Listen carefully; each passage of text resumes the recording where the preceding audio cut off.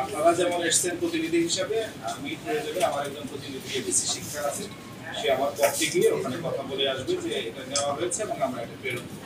আপনারা যেমন প্রতিনিধি এসছেন, আমারও এডিসি জেনারেল যিনি তিনি আমারই প্রতিনিধি এবং প্রশাসনের একজন কর্মকর্তা, সবকিছুরই একটা ডেকোরাম থাকে।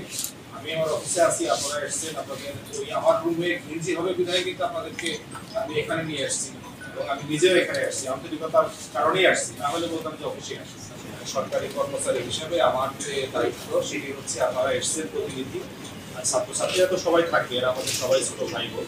সেখানে আপনারা যেহেতু নেতৃস্থানীয় আছেন, নেতৃত্ব দিচ্ছেন বা সমন্বয়কের দায়িত্ব পালন করতেছেন, আমরা আপনাদের কাছ থেকে গ্রহণ করব।